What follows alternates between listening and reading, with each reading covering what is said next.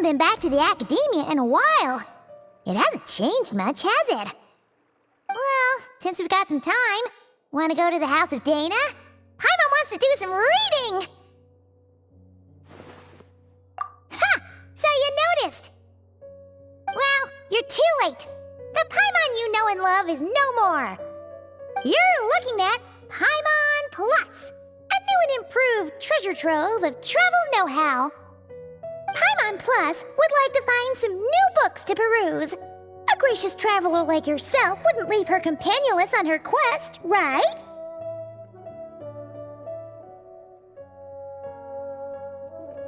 Come on, this way!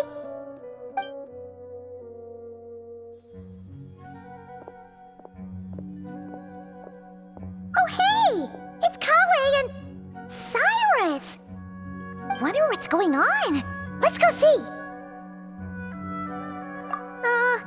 Well... You know what they say? Learning is a lifelong quest. Which means there's always another chance to read a book. But you never know when the next chance to reunite with an old friend will come along.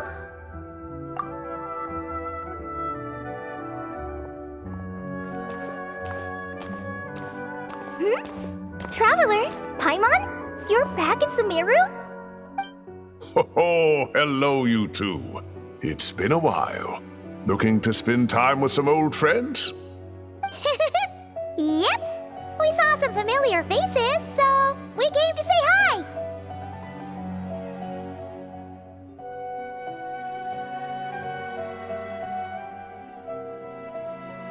Ha! You must be mistaken. Unless, of course, you mean his project collaborator, because that is far more accurate. Nephis, that old coot, should thank his lucky stars he has me on his team. Which is something he'd never have the courage to say to his face. Well, Paimon's glad to see you in such good spirits, Cyrus. Must mean things are all good here in Sumeru. Ah, well, it's quite all right. I'm not the type to take offense at that kind of thing. You definitely are. Anyway, what were you and Kale chatting about just now?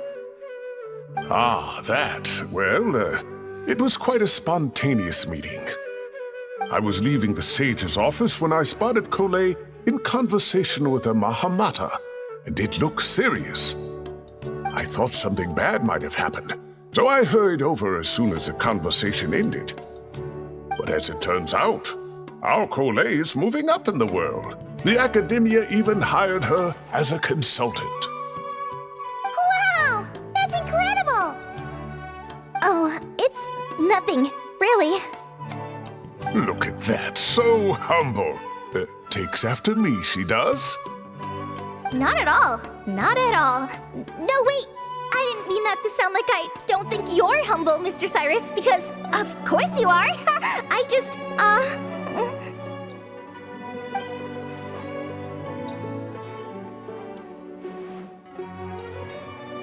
Oh, well, I wouldn't even call myself a consultant. I'm just helping out. Now that the new semester has started, a lot of students and scholars are doing fieldwork for their research.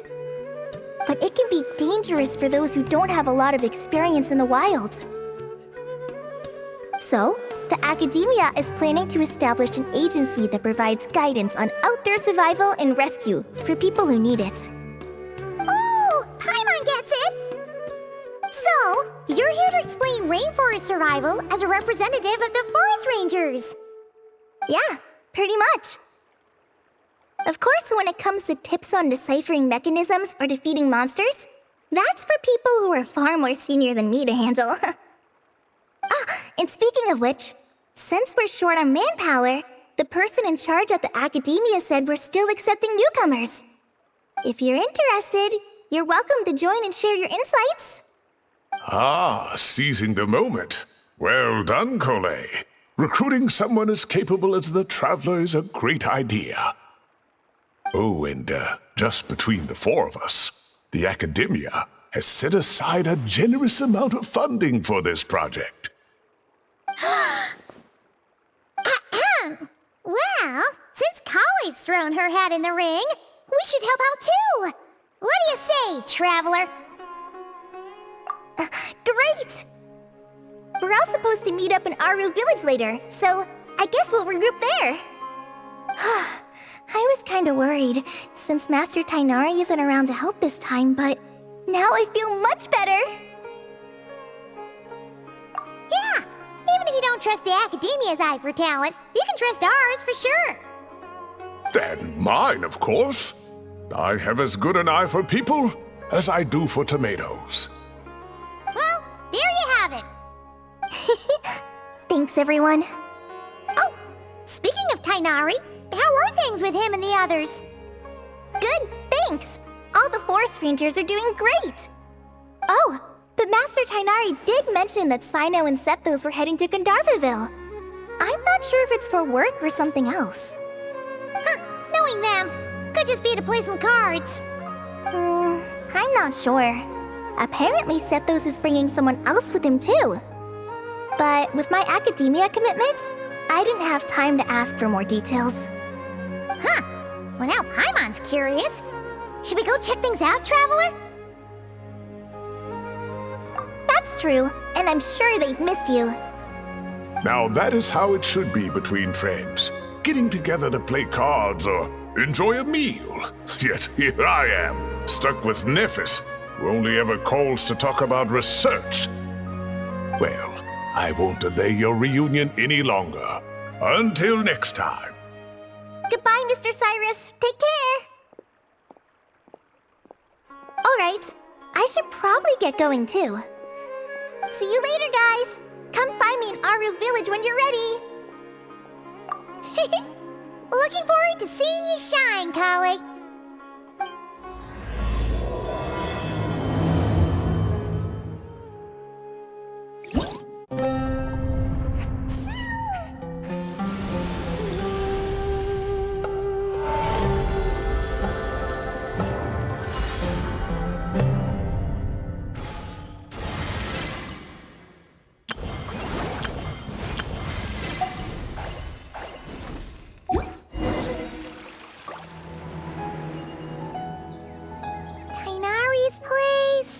Tighnari's place. Ah! Here it is!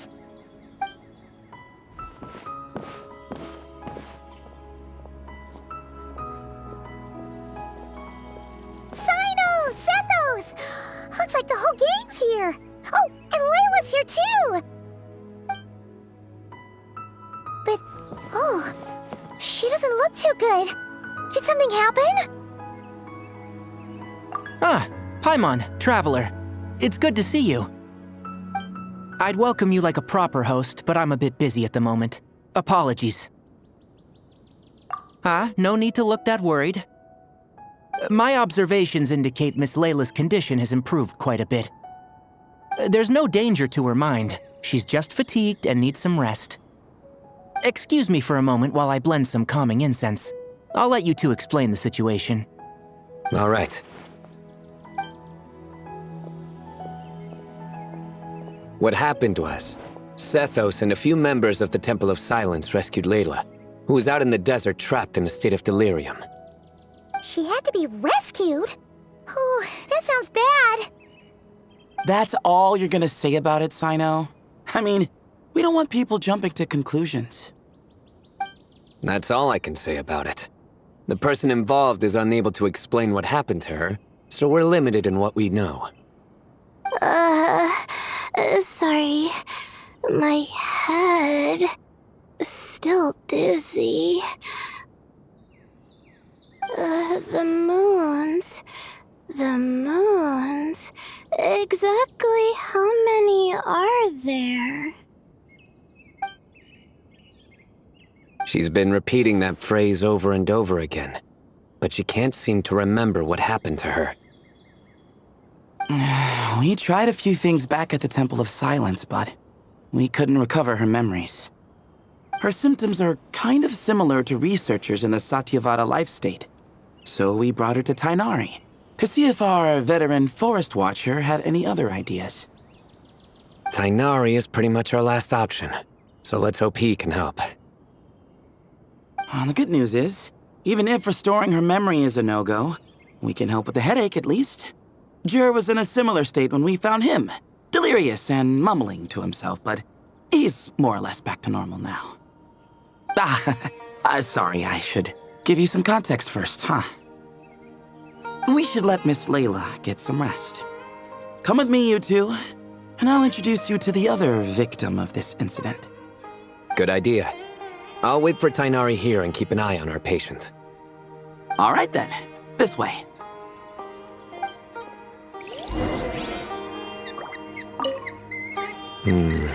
Something strange is going on.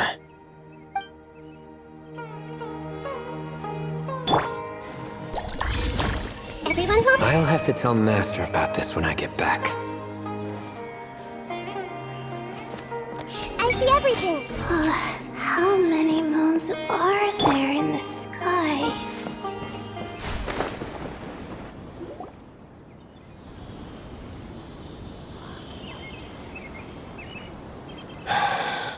Who did the Ajalenok not offend?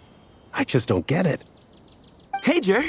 Still musing about Aji Lenok nuts, huh? Want me to have Cyno come over and tell some jokes? Might help distract you. No. No need. I'm done.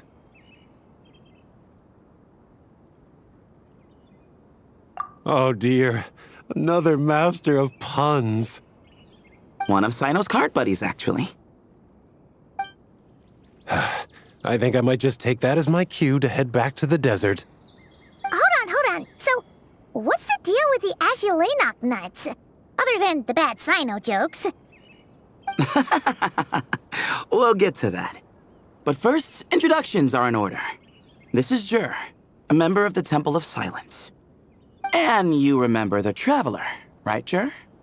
Of course. I'd never forget a participant in the Rite of Duels or the hero who saved Sumeru.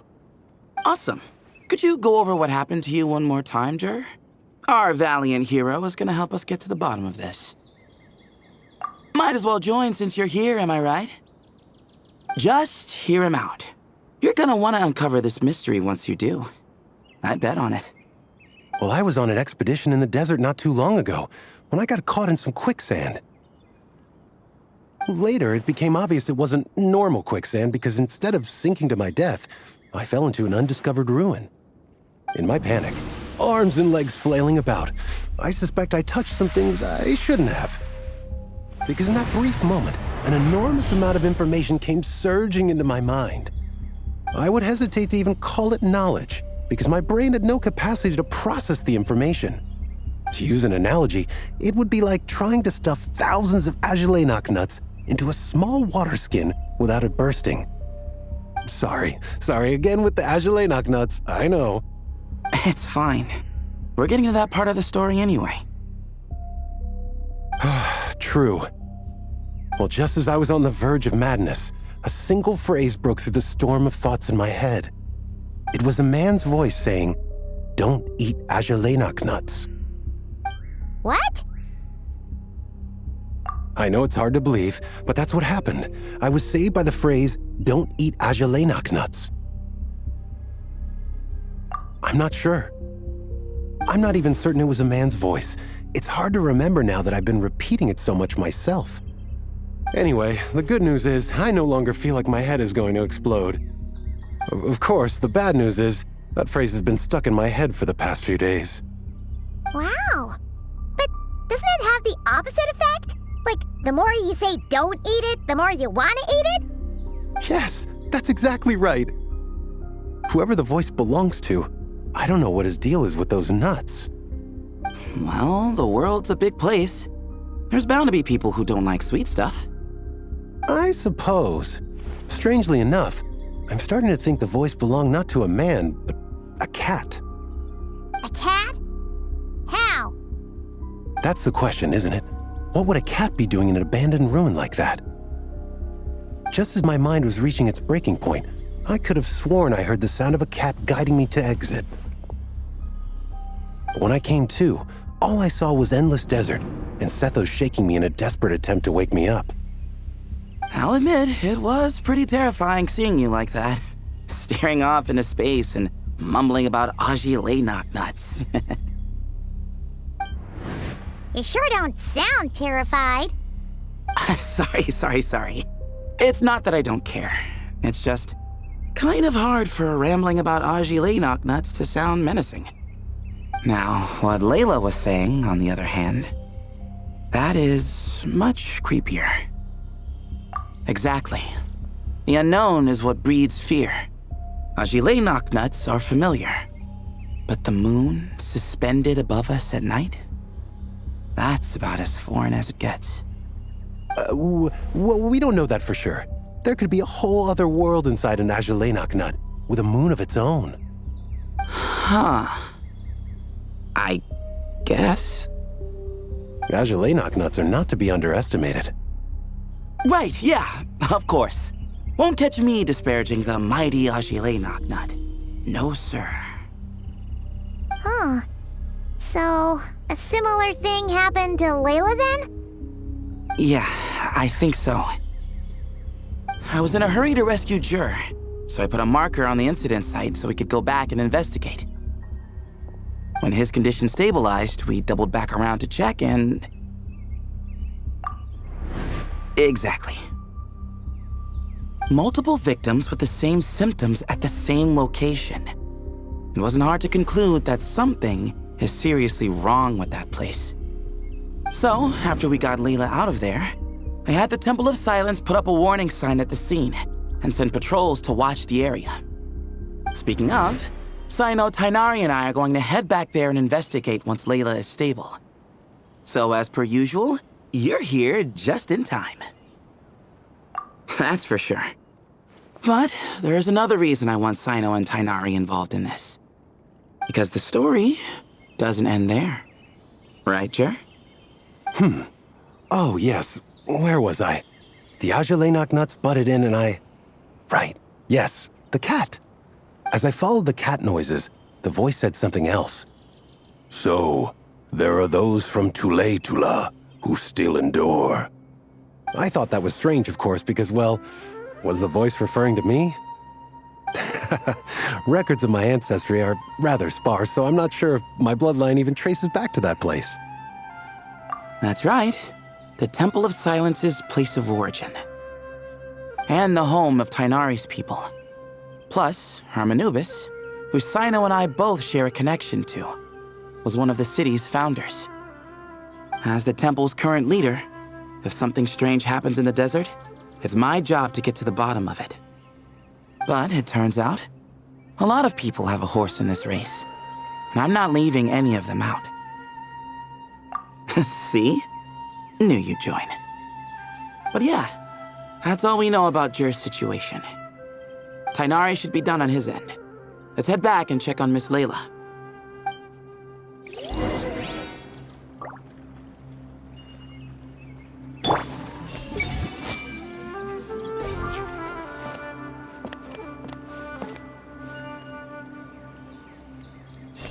The more I mention Aji nuts, the more I want some.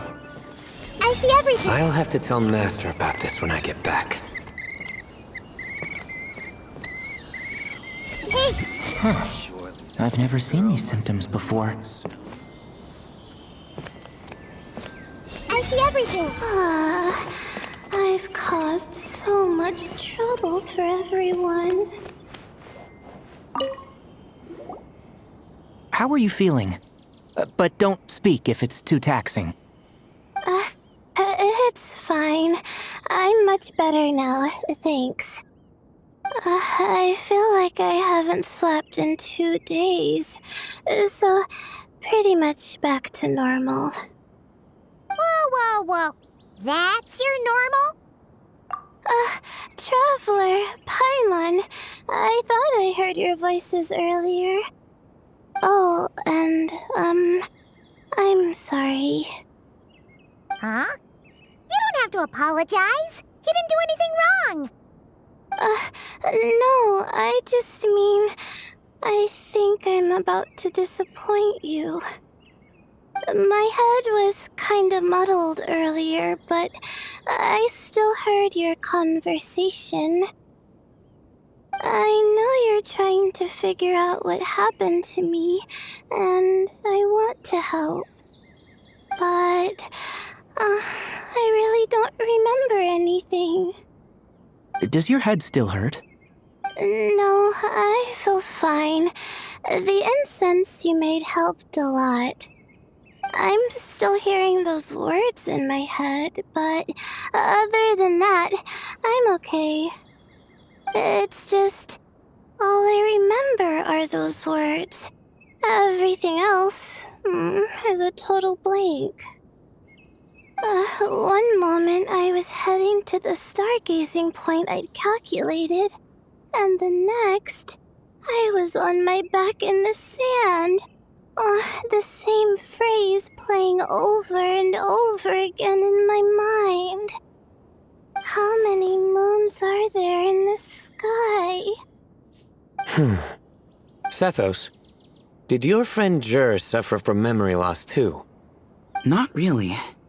His memories are blurry, but there aren't huge gaps like this. He remembers touching something. Someone talking, a voice mentioning Tuletula, and hearing a cat lead him to the exit. A cat. Did you hear it too? Huh? Now that you mention it, I think so. It was so soft. I thought I was imagining things. Which means, at the very least, what the two of you experienced while escaping the ruin is consistent. A single sentence repeating in your heads, and the faint sound of a cat. Still not a lot to go off of. Agreed.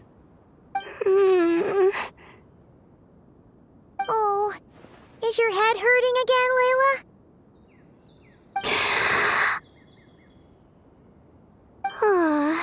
No, I was just thinking. Maybe my memories are blank because I was sleepwalking at the time.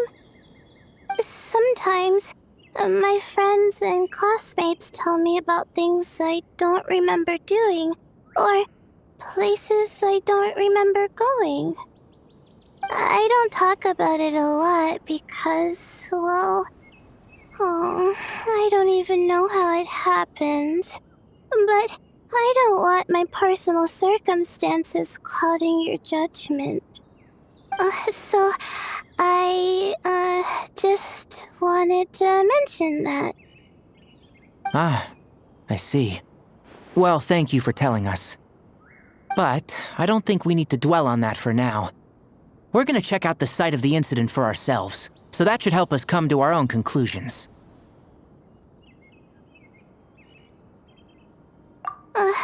Okay. Then could I come too? I have to know what happened to me back there. Sure, but on one condition. You need to be in tip-top shape before we head out. If your condition isn't stable enough before then, we'll have to figure out something else. Of course. No problem. Well, I'm more concerned about Tighnari. You sure you'll be alright in the desert? You say that like I'll evaporate on first contact with sand or something. Call it curiosity. If this concerns my ancestors, I want to figure out what's going on. Anyway, as long as I take things slow when the sun's out, I should be fine with the right preparation. Besides, it's a good idea to have a doctor on hand in case of emergencies. So long as our doctor doesn't become the emergency. Well, if that happens, I suppose I'll just have to rely on the kindness of my entourage to haul me back home. All right, well, that all sounds good to me. Let's meet in 2 days like we agreed. Jur and I are gonna head back to the Temple of Silence to do some research in the meantime. See you in a couple days. Sounds good.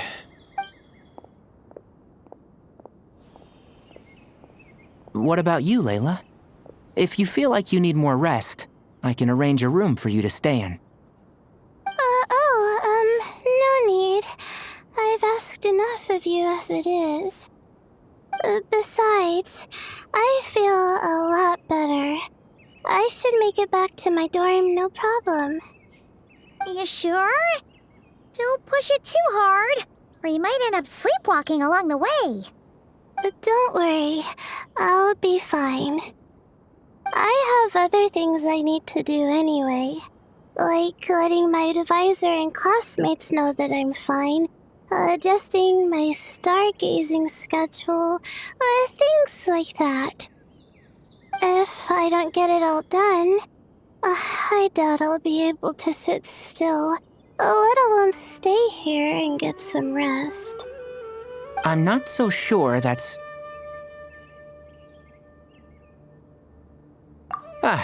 a much better idea. Thank you, Traveler. Of course, if anything starts to feel off, come back for a checkup right away. You'd better listen to him, Layla, or he'll feed you tasteless slop as a punishment. Punishment? You're the one who caught a cold. You're supposed to eat light when that happens. Besides, with your nose stuffed up like that, you couldn't taste anything to begin with. Huh, is that so? And here I thought it was an in-taste-to-no issue. Should have seen that coming. You're off the clock, so now it's time for puns, huh? Oh, brother, not this again. Don't worry, Paimon. I understand. If you want me to stop, then Then? you'll have to call a plumber. Tell them someone's gotta pipe down. This is getting more insufferable by the second. Put a sock in it already, please.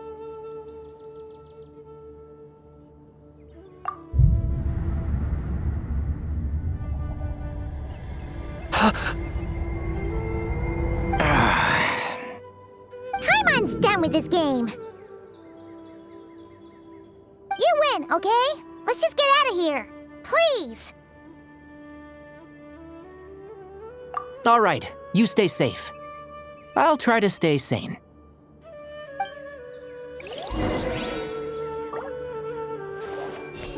Tighnari should make something with mushrooms later.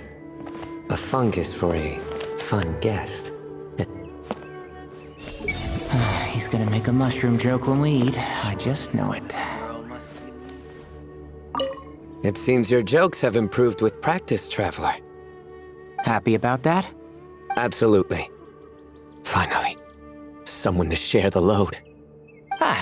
You know what? Akale's helping out the Akademiya, but I haven't had the chance to check on her. Why don't you do me a favor and go do that? Hold on. I thought you were having me over for dinner.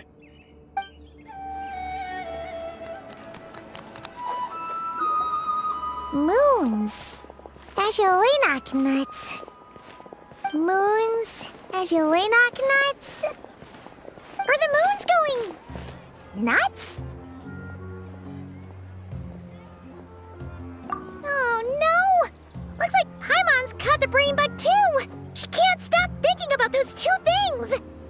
Oh, Paimon's gotta clear her head. But how? Aha! Got it! The cafe over there! Why don't we head over for a quick pick-me-up?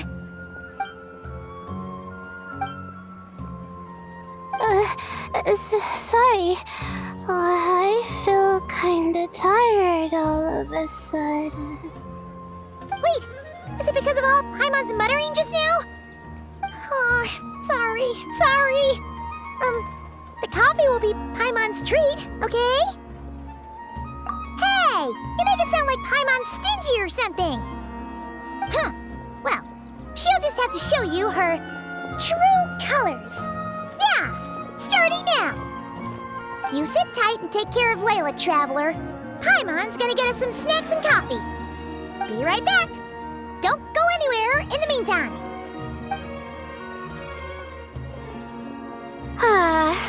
She's pushing herself again as always.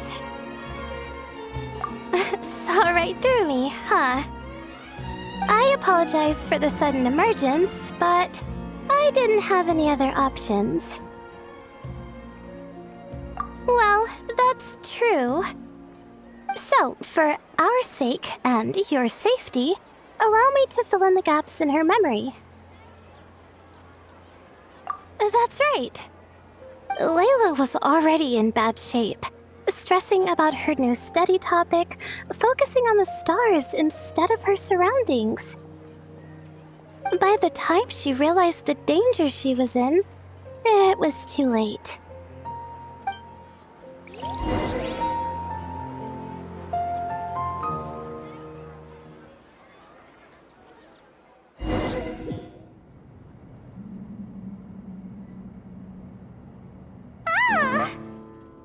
Quicksand near the ideal viewing spot?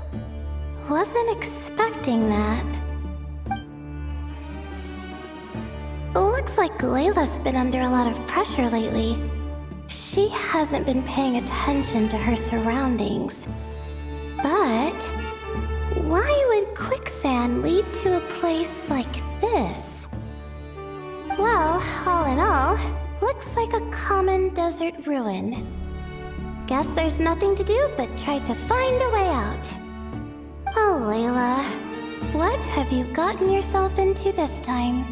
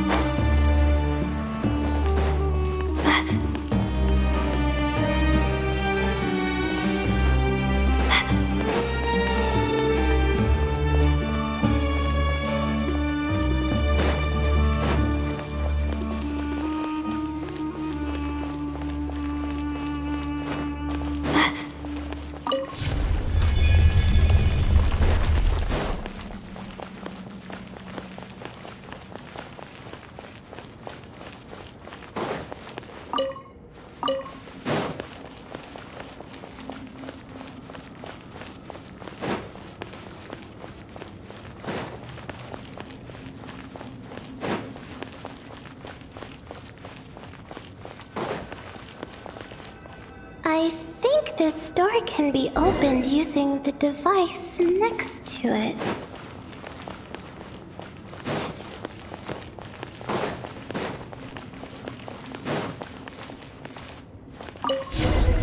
Just like I thought. Ugh, what was that? My head. It hurts. Is Layla waking up? No, that's not it.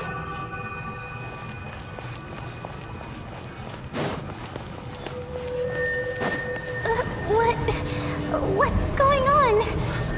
It's too much. I don't understand. The ground is... Where am I? It's spinning.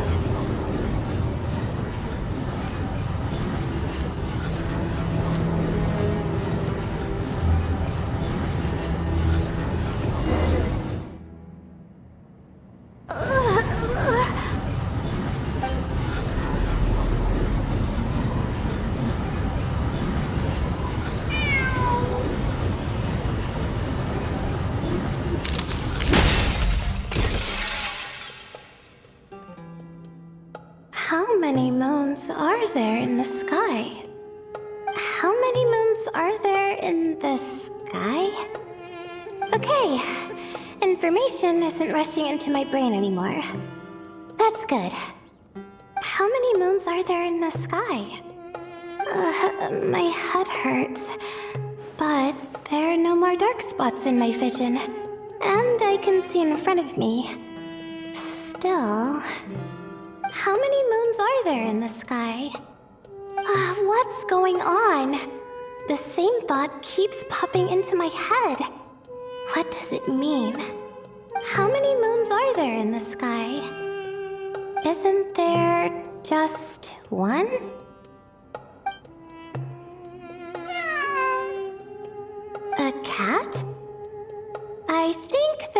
one earlier, too.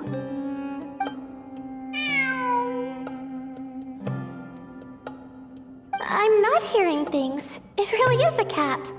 But what is it doing here? How many moons are there? No! Stop it! Does it want me to follow its cries? Well, it's not like I've got other options. Come on, Layla. You can do this.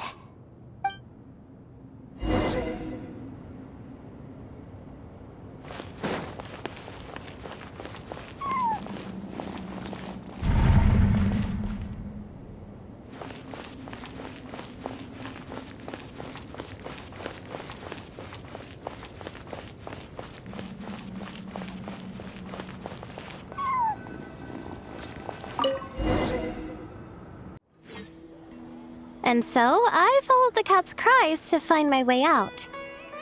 It was quite a kind creature. It didn't even leave until the other me started to wake up. Thinking back, it all started when I touched that device. I've heard fellow students talk about it before, how the desert is full of objects that do strange things. Sometimes it's just a minor inconvenience, but other times, devices like that can cause massive trouble. Ah, of course. I forgot how much adventuring experience you have. Still, carrying an umbrella doesn't mean you can't get soaked, so just be careful and stay away from unknown devices. No need to thank me. You and Layla are about to head into dangerous territory together. You need to be safe so she can be safe. Well, I think that about sums it up. Ah, and just in time. Your coffee's here. Traveler? A little help over here?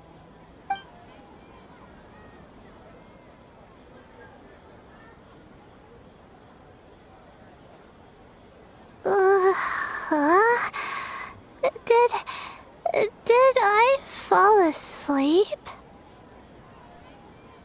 Wow! Paimon didn't even know she had such an impressive skill. Ha! Does that mean since Paimon bought this coffee, it would just make you sleepier? A beverage that puts people to sleep. Better saved for work hours, I think.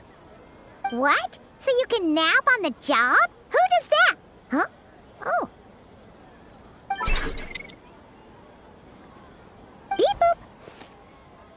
Oops. Alhaitham, Kaveh. Nice to see you. Oh, and you too, Marak.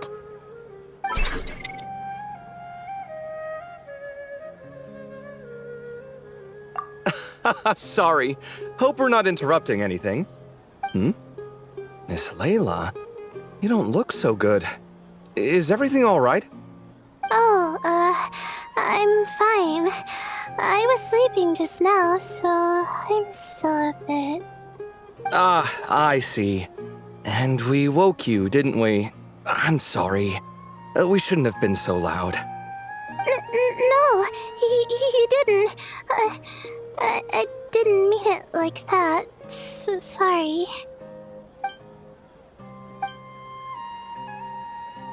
Wait, where are you going? You just got here. I'm going to do what I came here to do. Which is? Buy coffee beans. Huh? You're going too? Marak! Fine. Run off with him. See if I care. Well, looks like I get you to myself.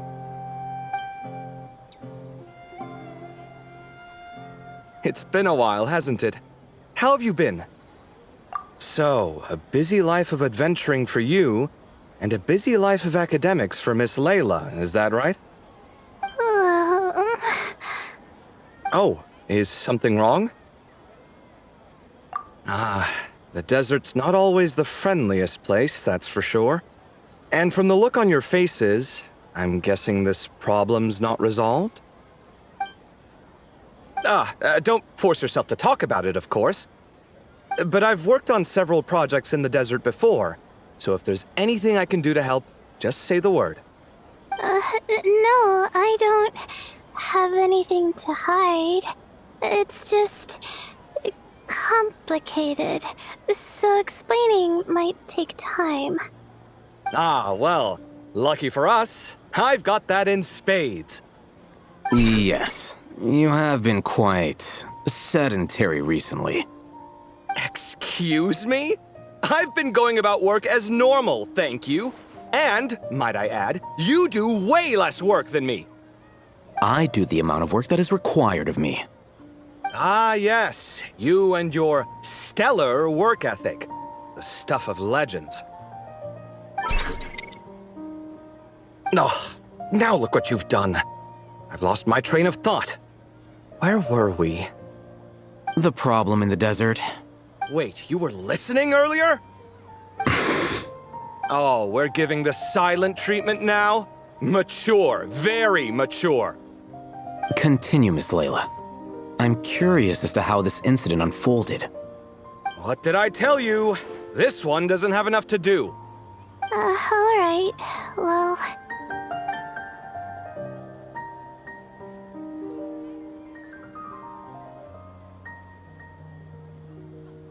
Could you still use some extra hands on this investigation team of yours?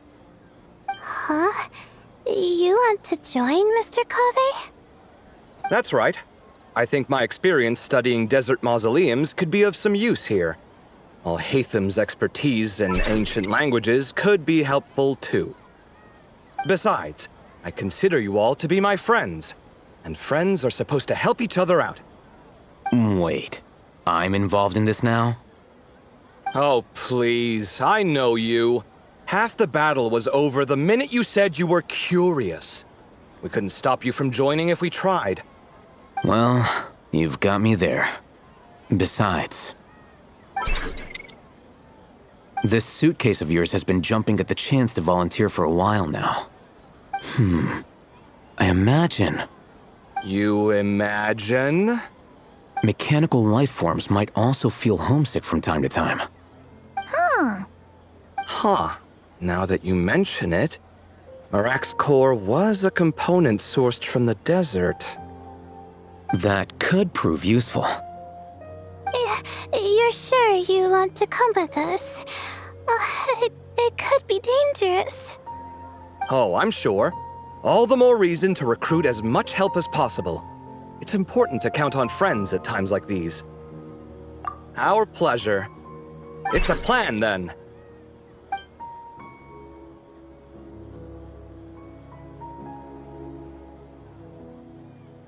All right, we'll head back to our place to get ready. This one hasn't been on a trip in a while. Chances are, he doesn't even remember how to pack a suitcase. I'm not worried. It'll get done. Somehow. Would it kill you to help every once in a while? I do help. It's called moral support. Oh, of course. And I am ever so grateful. Goodbye, you three. We'll see you soon! Oh, and Kaveh, your coffee beans! You were too busy glaring at Alhaitham, you almost forgot them!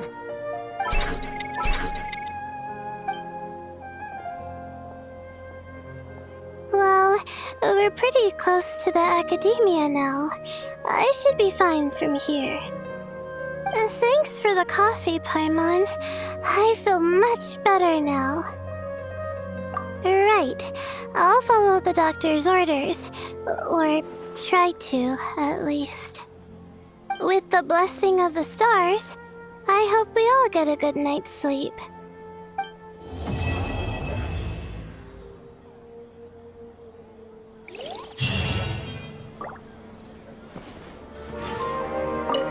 Ooh, let's get some of this.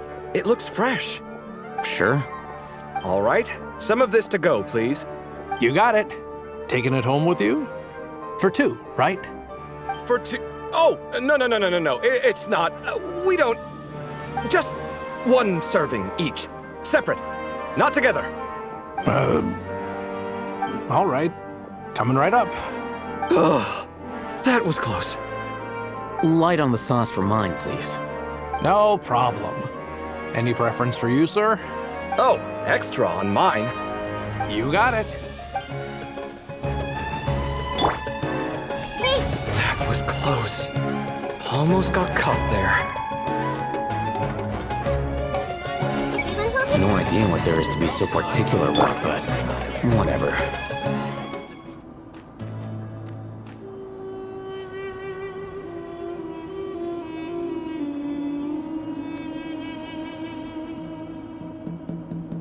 Looking at the map, we should be getting close.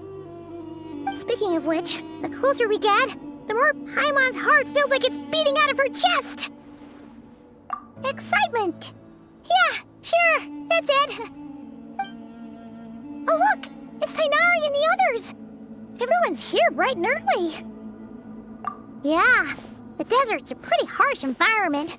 Better to travel at night and beat the heat. Hey everyone, we're here! Ah, right on time. You don't need to worry about me. It's not too hot yet, and I'm properly hydrated. All right, we're just waiting on the 2 people Miss Layla mentioned, and then we'll be set. He's staying behind. If we don't make it back after a certain time, he'll be in charge of rescue operations. You can count on me. Nice! You thought of everything! Oh, and Cyrus said he'll be in Aru Village, so he's also available if we need help. Haha! Amazing! Having people to watch our back is making Paimon a lot less nervous. Yeah, I did. After hearing about what happened, my advisor gave me some time off to rest. So, my studies are on hold for now. Then, does your advisor know you're back in the desert to investigate? Yes, but I was only allowed to come after I mentioned that General Mahamatra would be there too. Haha! Quite the reputation you've got there, Cyno. Something wrong? You haven't said a word this whole time. Are you in a bad mood or something? No. Being skilled with words also means being a good listener. I'm just reflecting on what you're saying. Alhaitham! Kaveh! Ha! Over here! Darn it. I was just setting up a brilliant... Yeah. I'm sure you'll find another chance. The important thing is, our scribe and our renowned architect are here at last. High praise. But wait, why am I renowned and not him? He's just as famous as Cyno, Dia, or Nilou. That just means your level of fame is even greater. How could a lowly scribe hold a candle to you? Lowly scribe? Please. All those strings you pulled to get those new books from the House of Dana? What do you call that? Borrowing. Anyone with an employee ID can do it. Uh-huh, yeah. The House of Dana bends over backwards for just anyone, does it? Send a report to Lesser Lord Kusanali then. Let her know someone at the Akademiya is abusing their position. Hey! I never said abusing! Impressive verbal sparring, as always.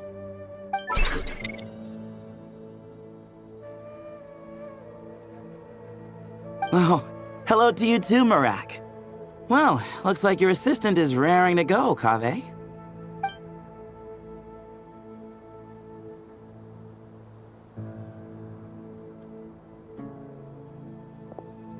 So, I say we get this show on the road. No sense delaying the inevitable.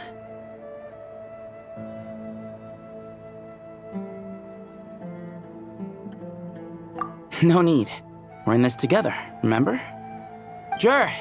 This is the entrance, yeah? Yes. Perfect. Then, if we're all set, let's get moving.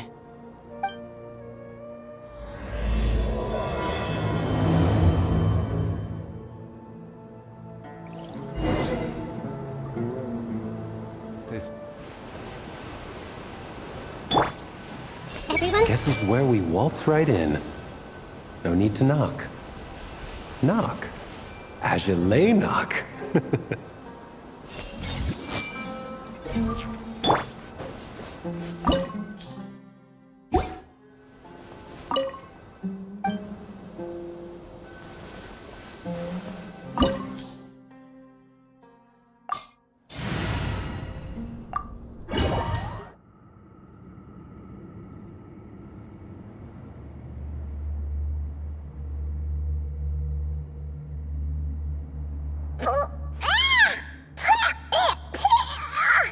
Paimon's mouth is full of sand! Ugh. So that's what falling into quicksand feels like?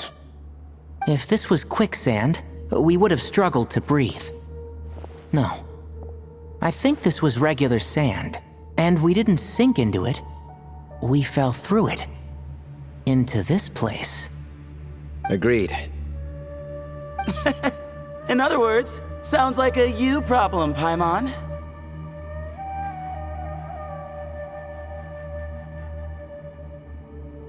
Haha, very funny. No, wait, Paimon's the only one. Ugh. Ha! See? What? I'm the only one with sand in my shoes? Yeah.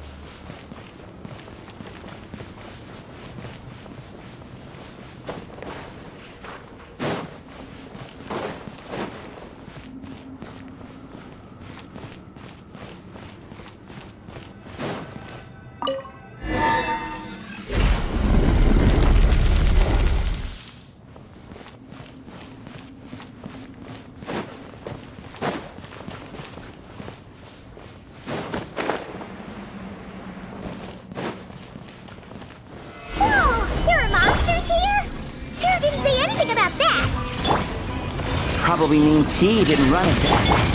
Because we're just unlucky. The best sign of what's to come. We'll be fine. Let's just use up all our batteries. We'll be golden.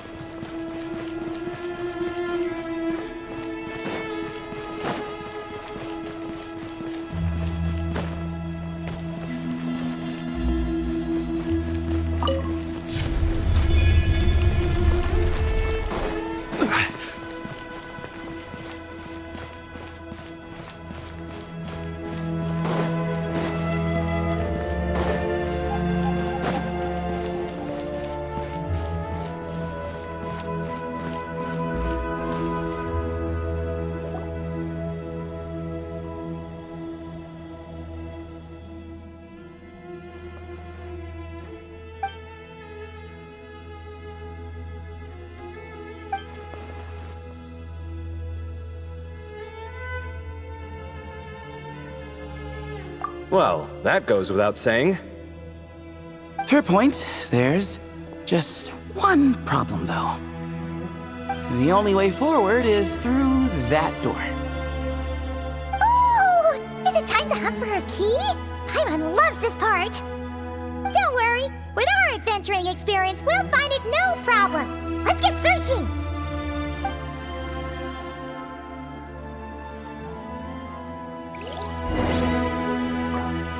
Marak, wait!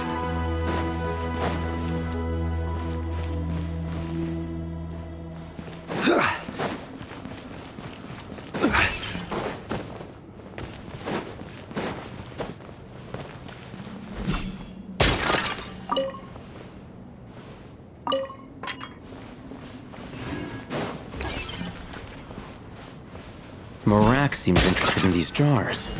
Go smash them. Ah, well, we would hate for you to have to lift a finger, Your Highness.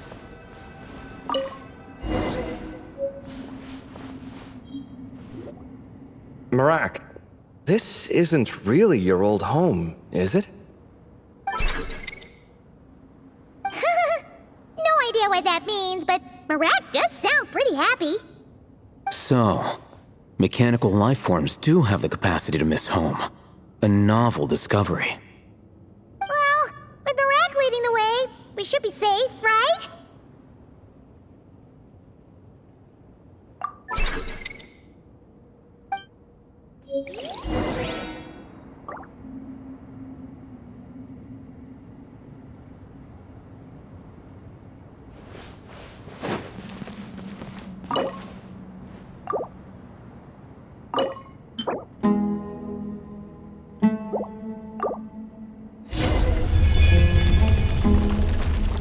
Good thing you decided to join, Kaveh.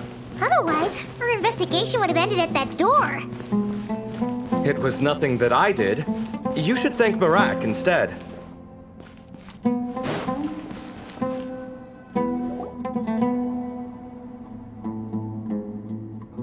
on. At this rate, Paimon's gonna lose her title as best guy to a mechanical suitcase. Aw, thanks. Hey, wait. What do you mean, useless? Well, no weird mental symptoms so far. I'll take that as a win. That said...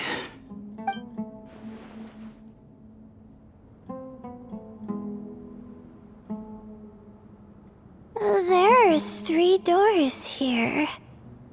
So, we split up. Divide and conquer. Otherwise, this whole thing is in ruins. No pun intended on that last part. I swear. Yeah, that might be our best option. Good idea. And the minute things go south, we go back the way we came. Ooh, this is getting exciting! So, who's teaming up with who? Paimon calls dibs on the Traveler!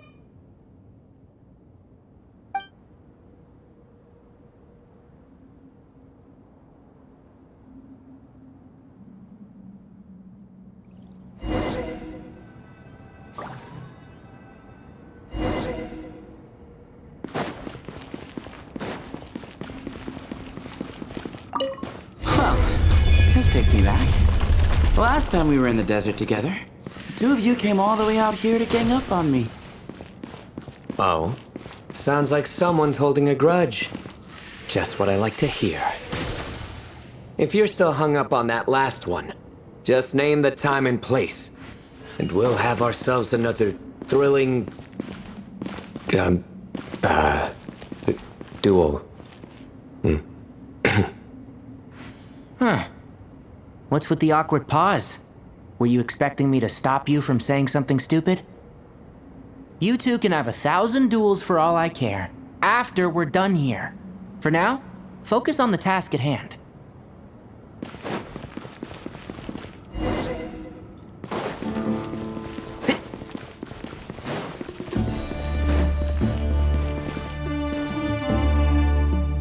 This chamber is huge. I can't even imagine what it's used for. Oh. What's wrong? I seem to have stepped on some kind of stone slab. Huh. There's a pattern on this, but it's hard to make out with all the dust. Huh? Look! The shape seems to match the markings on the ground over there. Let's slot it in and see.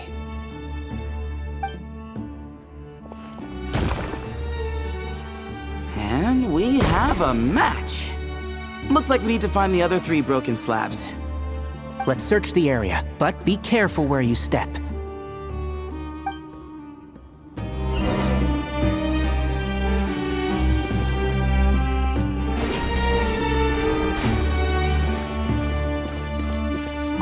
Ooh, got one! Ouch, but watch out. The edges are kind of sharp.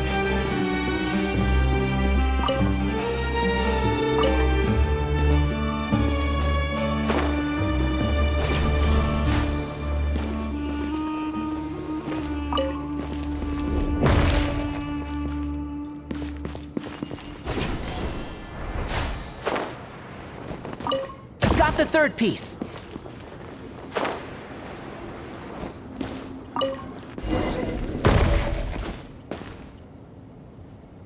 We just need one more. Huh. Look, a cat. Could it be the same one Jer mentioned? I don't think we need to worry about startling him. He doesn't seem afraid of people. Yeah. If anything, it seems like he wants us to follow.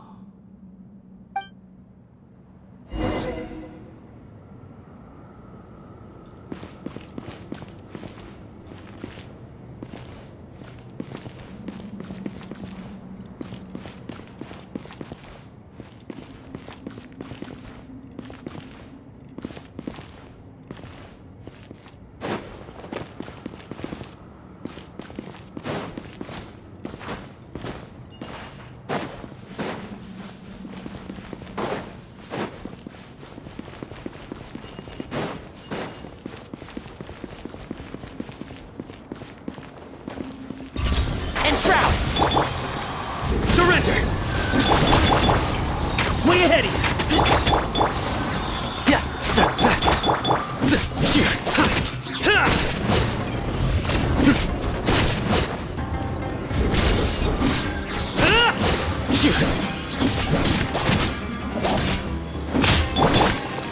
Excuse me? Can't see? Nowhere to run!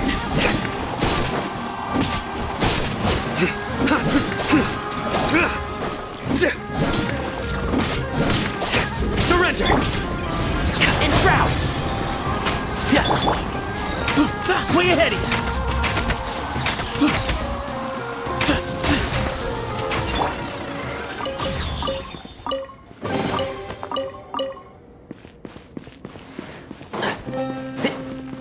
Keep up!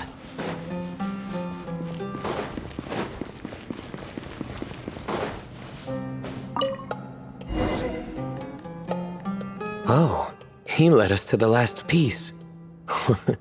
Who's a good kitty? I never thought I'd hear you say something like that. You've clearly never heard how the professor talks to his tomatoes, then.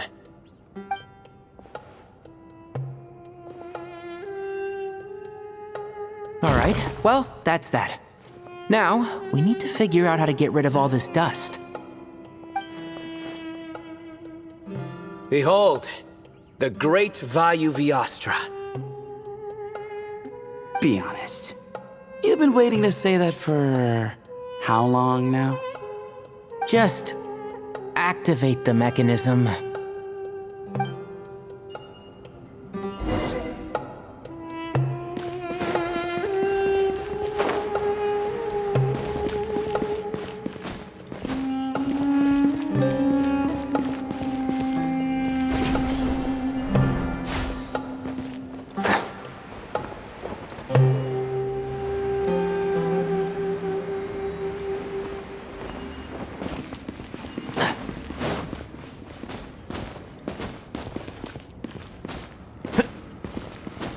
Keep up.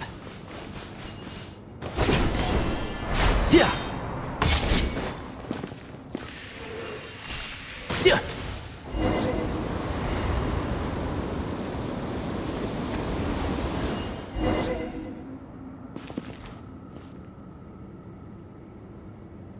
Huh. It worked. It's a picture of... 3 Hermanubises? That can't be right. The ears aren't vertical. Oh, true. And the looks fall short. My hat is much better looking.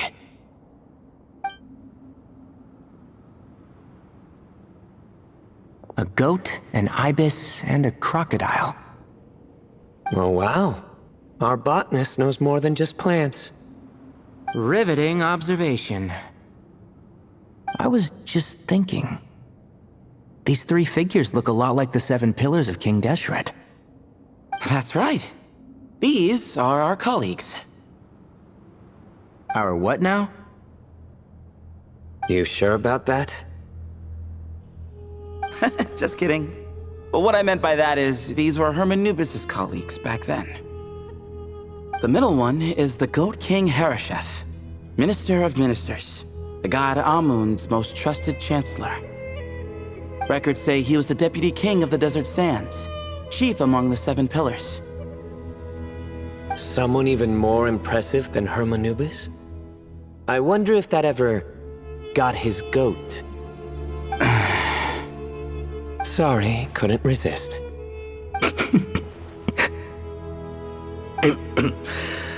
Okay, that was a good one. Wait, really? I've got so much more where that came from.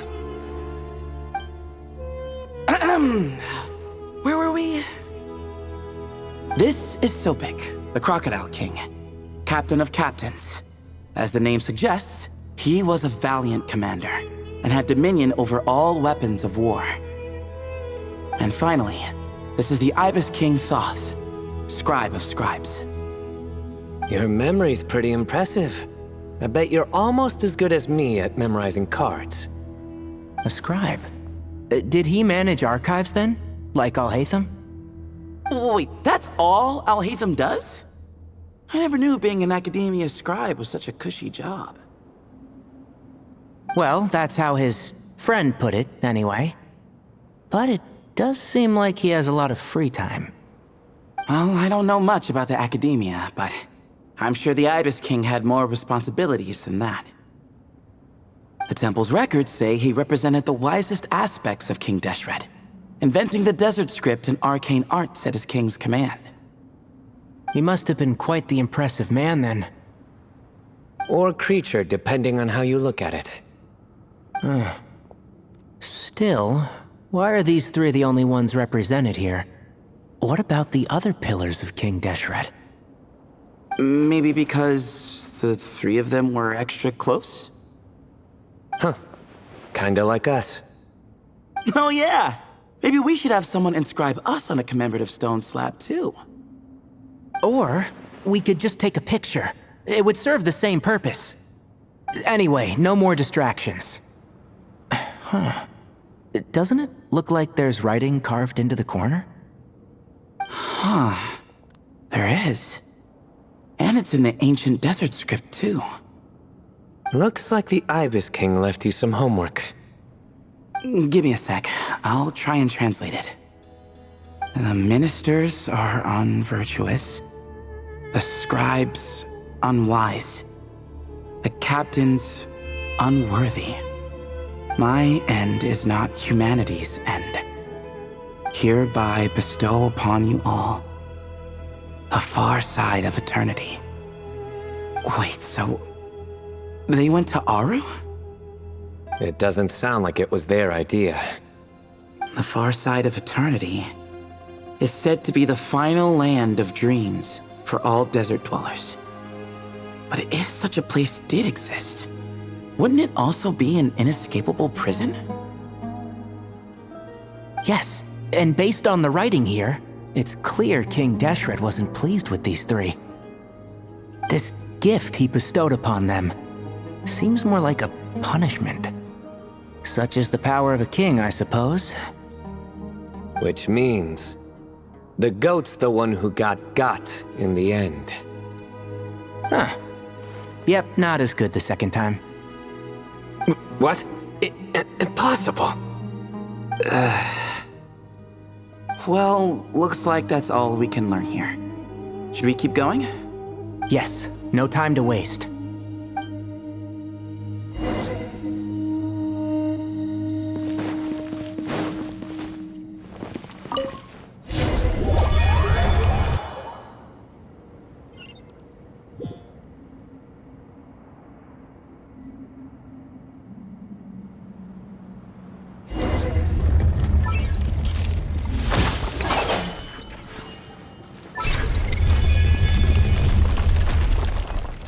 Jeez, who knew a suitcase could be so fast?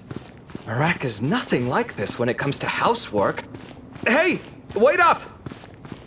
The scout's job is to take the lead. Just let Marak figure it out. Easy for you to say. I'll be the one doing the repairs if something happens. Why don't you go scout ahead then? When I think of a comeback, I'll let you know. Oh, Marak stopped. What is it? Found something? Looks like something covered in sand. Let's get it out then. Come on. Oh, it's a stone slab. Good job, Marak. Let's take a look. Huh. Looks like this part of the picture goes over there?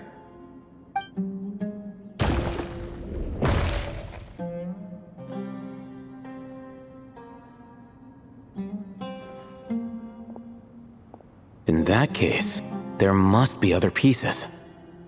All right, and let's look around. Hey! Why are you sitting down? I thought Marak was helping. Oh, so you do know what that word means. Great. Are we supposed to just sit back while Marak does all the work? No, I doubt you could do that. Exactly. But I can.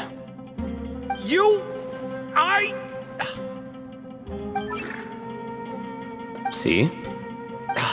It's all coming back to me.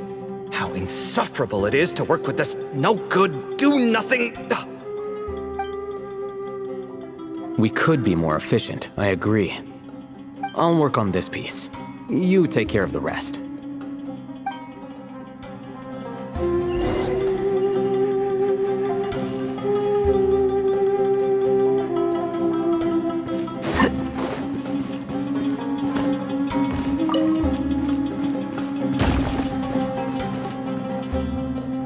Found one!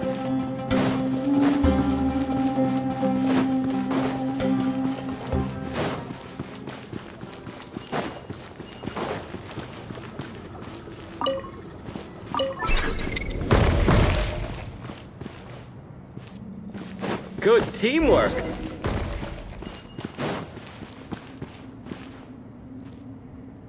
Looks like we found them all. The pieces fit together like a glove. But we can't see what's on them. Turn around. Huh? Look.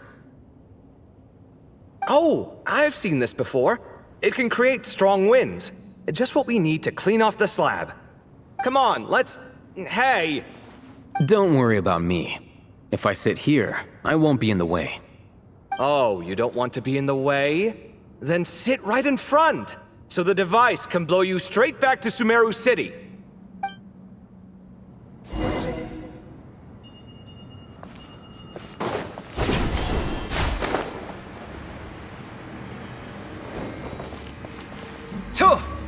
Ha!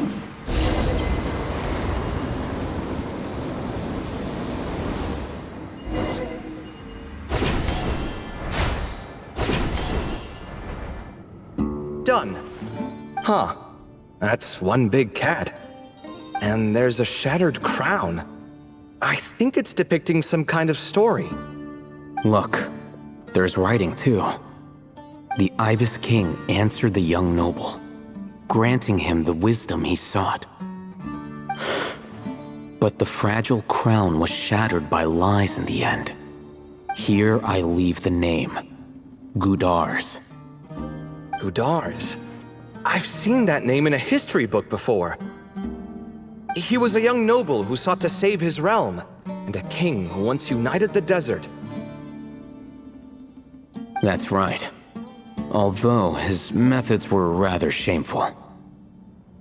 During his long reign, he betrayed his family and the nobles who supported him, only realizing the error of his ways after his enemies left him nowhere to turn. But by then, it was too late. Seems like a common occurrence across history. Different people, same mistakes. It's an inevitable pattern, destined to repeat itself. The writing mentions the Ibis King, but a cat is depicted here. Does that mean... So far, what's depicted on the slab seems true to history. In which case, this cat is either a proxy for the Ibis King or a manifestation of said king himself. Exaggeration is a common method ancient records use to highlight a being of higher status. And as we know, Layla and Jur both heard the sound of a cat while escaping the ruin. You're saying the Ibis King, one of the legendary 7 pillars of King Deshret, is here, still helping those in need? I'm saying we can't rule it out.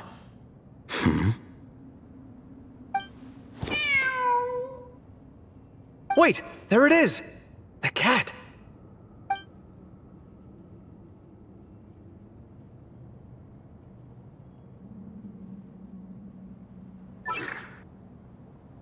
Ah! Marak went after him! The cat's showing us the way forward.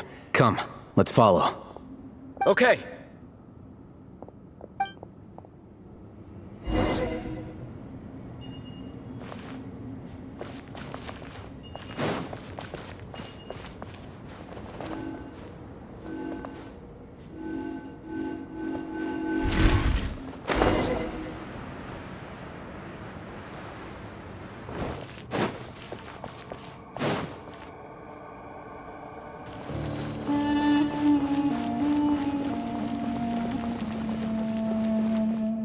Huh. The cat's gone. Yes, but look where he led us. Oh. Another slab. It looks similar to the last one.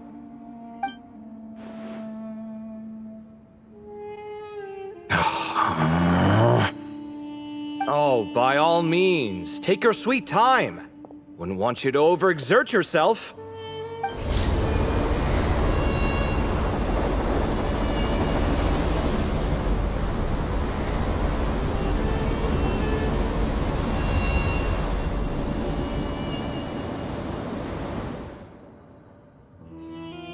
Huh. The scene depicted here seems to be a different tale. The Ibis King answered the gin-blooded dancing girl, granting her the wisdom she sought. But enemies plotted to kill her close kin. Snake venom was her self-chosen end. Here I leave the name, Makaira. the Temptress of Woe? You've heard of her? Of course. I don't just sit around doodling all day. She's mentioned in tons of papers about the desert. As I recall, she was given as a gift to the tyrant king of Gurabad, and later seized the opportunity to kill him. After getting her vengeance, she reigned as queen for many years, until her enemies attempted a coup, and she took her own life. That's more or less the version I've read as well. It seems this queen also had dealings with the Ibis King. Yeah, I'm starting to find this whole granting wisdom business a bit concerning. I mean, considering how Gudars and Makaira ended up, it might not have been a good thing. But, at the same time, if the cat guiding us is linked to the Ibis King, then he doesn't seem like a villain either. People are complicated. And the same is true of the servants of the gods, no matter their wisdom or power. Let's reserve judgment for now, and keep moving.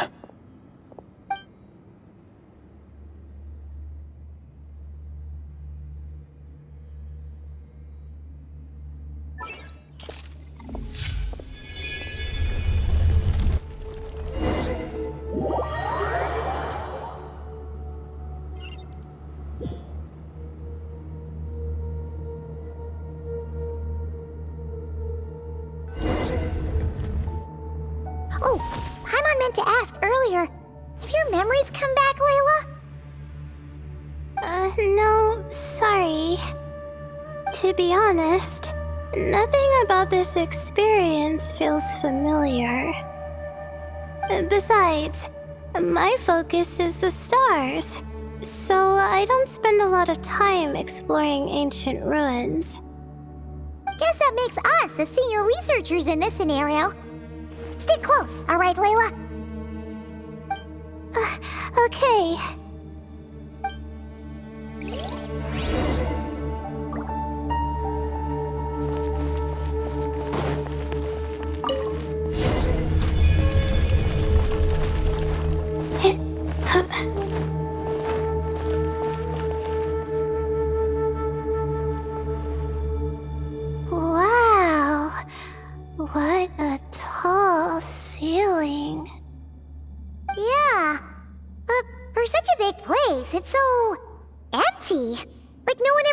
here. Sure must have been boring to live in ancient times, staring at ceilings all day. Now that you mention it, I've heard some people used to draw star maps on their vaulted ceilings. Some might even make them transparent to better observe the movement of the stars.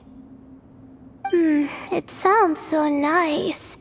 Stargazing from the comfort of your own home. Wait a second. I think I see something up there. Huh? How is Paimon supposed to do that?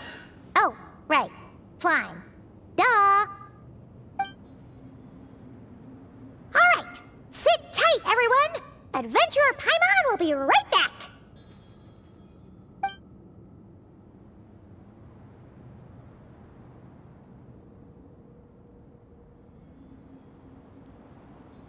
Okay. So, there's nothing super special up there.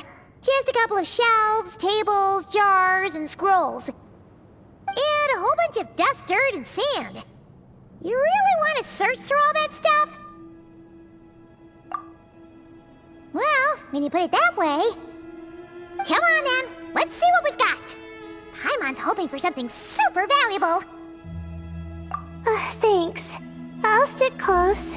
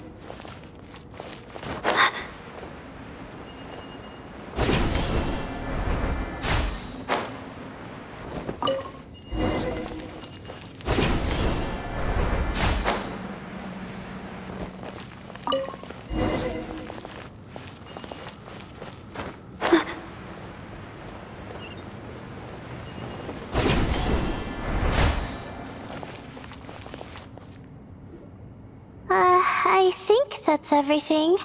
Most of the documents are in the ancient desert script, except these ones.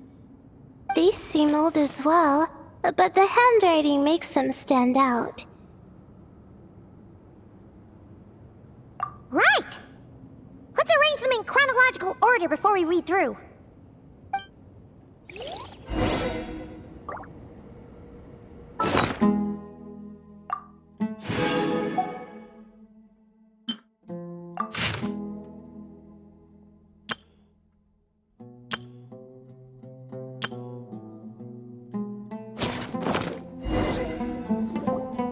Okay, now let's take a look.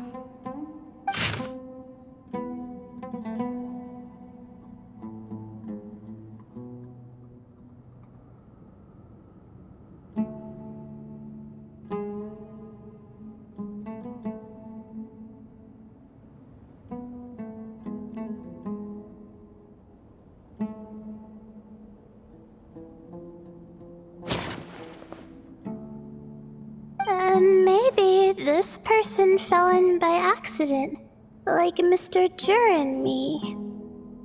Yeah, maybe. But they don't sound super worried about their situation. So, either this person's an ace adventurer, like the Traveler, or some kind of super optimist. An optimist, huh? Oh, I wish I could be that sort of person. That's right! You're detailed and passionate. Great qualities for an adventuring buddy.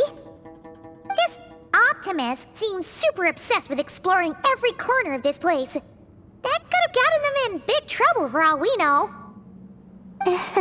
Well, I appreciate the compliment. It's almost magical how words like that can make you feel like you can do anything.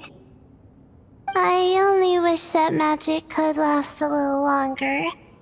Until I figure out my new study topic, at least.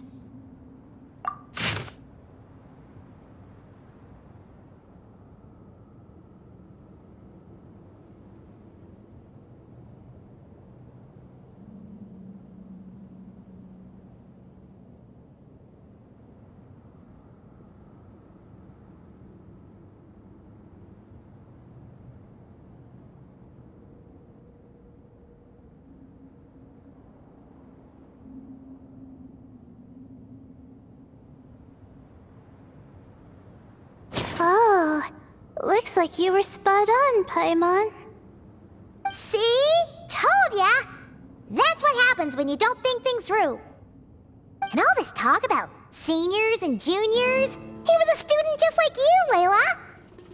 Whew, he sure talks a big talk for a student, though. You'd think he was some kind of old scholar instead. Huh. What is it? Did Paimon say something wrong? No, not at all. I was just thinking, and this might sound rude, but the way this person speaks is just so... you noticed too. I mean, it's good that he helped treat his companion's wound, but it didn't seem like it was out of kindness. More like he was looking out for his own self-interest, or thought he could get something out of it. I don't know.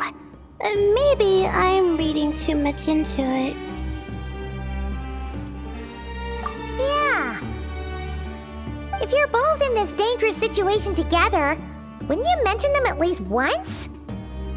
If it were Paimon, she would write down the name of every single person she was with. No one would be able to get away! Actually, I find Paimon's approach quite sensible. It makes sense from a safety perspective, too. That way, if anyone came to the rescue, the notes would be able to tell them everything they needed to know. Whoa! That's genius-level thinking! Well, I learned that from Madame Farazan, actually. I'm not speaking from personal experience or anything. Oh, no! I'm just a student. It's fine! You taught us something, so you're our teacher. Simple as that. Anyway, from the looks of things, the student who left these notes behind was pretty weird. Let's keep reading.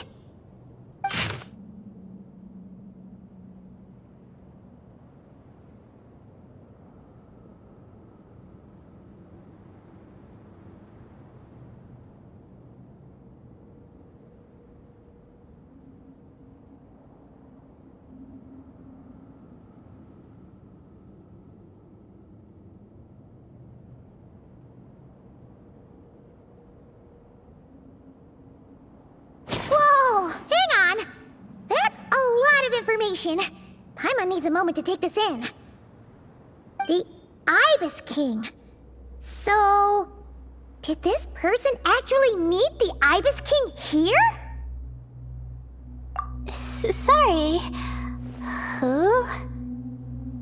Gee, Please, not again! Stop teasing her, Traveler! You know she was asking about Nefer. Anyway, Nefer's, a friend of ours. And she's mentioned the Ibis King before, but not in much detail.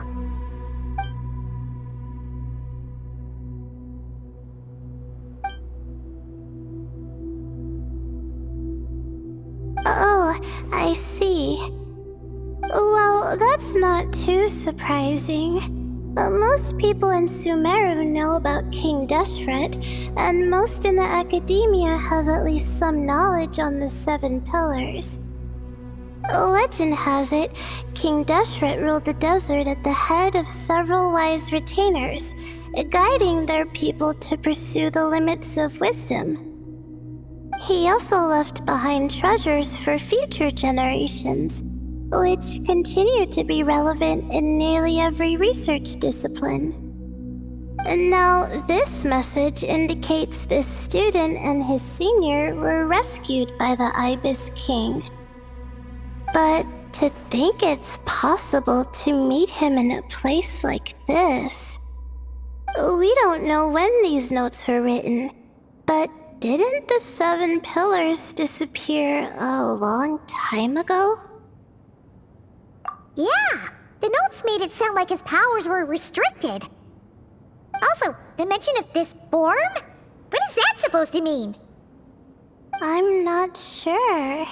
Let's keep reading.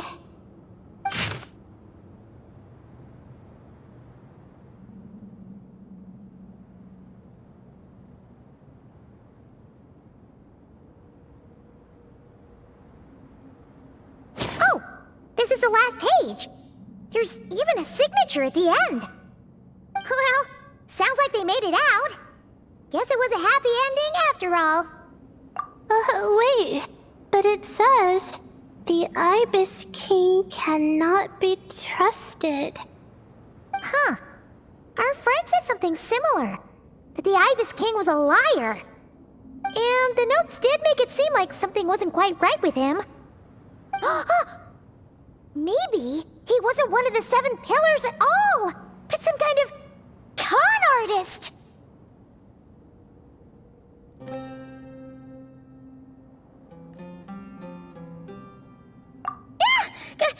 Great, Ibis King! If you heard that, Paimon didn't mean it.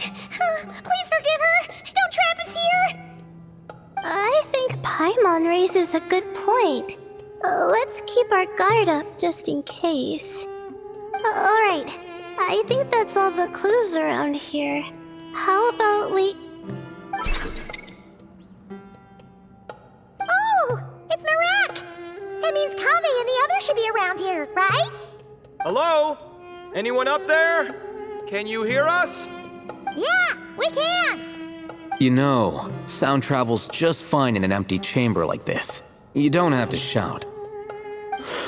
Of course, if you're shouting to express your excitement at being reunited, by all means, pretend I never said anything.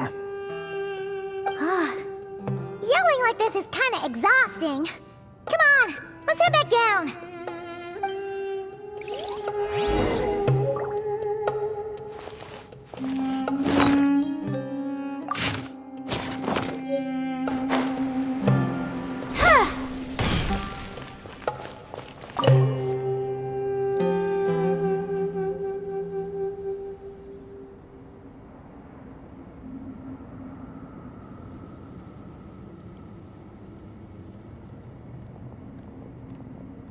Wow, we all ended up in the same place, huh?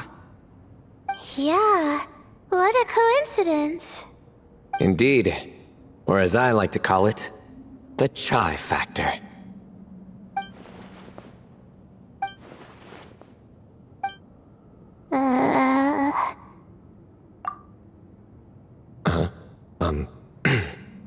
No reply? Just say it. All right. Because it's spice to sweet brew again. Oh, hey, that's a new version. Oh, wait, what? You've never heard that one? What are you looking for? A place to sit and read my book. Oh, great. What else is new? Well, looks like everyone made it through unscathed. Let's take this chance to get some water, rest a bit, and discuss what we learned. Sound good? Yeah, let's debrief.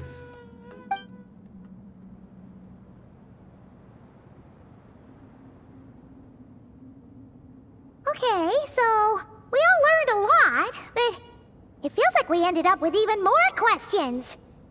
Yeah, but one thing's for sure. This place is tied to the Ibis King in some way. Hey, Cyno. You're the current representative of Hermanubis. Can you call him up for a sec? Of course.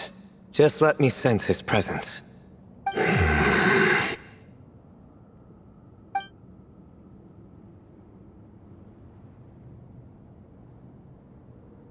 Just kidding. I can't sense him at all. Jeez, Sethos. Did you set him up for that one? What are you, a two-man act? Sorry, Hermanubis isn't like the Ibis King. He can possess me, but I can't talk to him whenever I want. Oh, truly? Does that mean he's gone? I would have liked to reminisce about old times with him. The cat! It speaks! Of course it speaks. In fact, it is not an it at all. You do me a great offense. My apologies. Esteemed cats, sir? Oh, this little contraption is still here. Contraption? No, this is Marak. Which means you do his assistant a great offense. Huh? Well, I didn't mean... Well, I apologize. I wasn't referring to this Marak, but rather the thing that operates it. King Deshret was quite partial to it. I have forgotten what it was called. It must have had an official name, albeit in the old tongue. Even if I did remember, I would need to translate it into modern language. It's not important. Marak's a fine name. Even better than the original, if you ask me. Who thought of it? And the remodeling, quite well done indeed. This Marak looks much happier in its current form. Oh, and the components should have model numbers written on them. You can look them up if you're curious. This cat talks a lot. Quite the one-sided conversation. Is this what the Ibis King was like? He seems quite eloquent. I wonder if he plays cards. Ha! I knew Marak was a great name. Go me! Let's see, what page was I on again? Should have brought a bookmark. That all went over Paimon's head.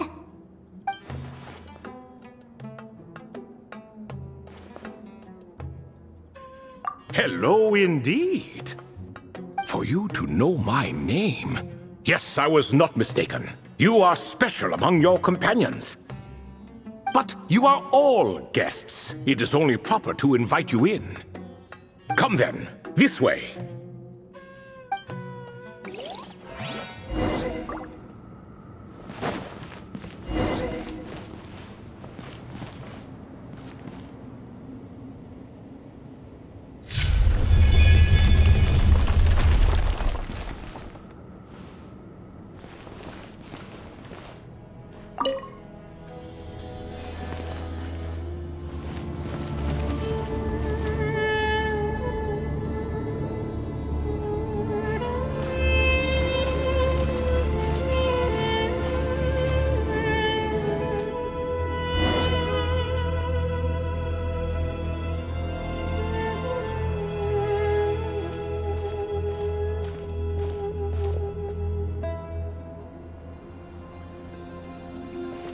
Welcome to my humble abode.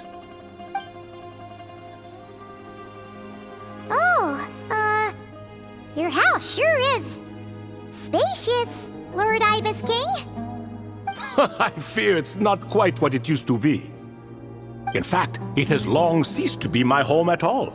It belongs to the descendants of the cats I once raised. Such adorable creatures, aren't they? Take the one I'm borrowing here, for instance. A chubby fellow with such lovely fur. Anyway, tradition dictates that a special guest such as yourself be presented with a gift. Alas, it's a first-come, first-served basis, you see. I fear with the passage of time, none are left. What? So the treasure's gone already? Treasure, you say? Not an inaccurate description. Yes, and no. I have the power to grant gifts inaccessible to the masses. The only requirement is answering a question. Not a bad deal, yes? Of course, my questions were given unto me by King Deshret, who in turn received them from the Mistress of Flowers. There are 3, and no more. What causes our rise and fall? What obliterates love and hate? What determines truth and falsehood? The more he talks, the less Paimon understands. I see. That must mean Gudars and Makaira managed to answer 2 of the 3. Another who understands. Oh, so that's the event those 2 slabs are depicting. Ah, priests and their records. A singular obsession, and quite boring too. After being imprisoned within Aru, I could, on occasion, take the form of a cat to converse with those around me. But I despised speaking to them. No conversational skills whatsoever. Now, humans like you who stumble in here from time to time, you are much more interesting. Hold on, we're getting off topic again. The 3 questions you just mentioned? What are they for, exactly? Ah, that is a story that begins with King Deshret. And we're in for another long one. Nostalgia for the past is common to us all, is it not?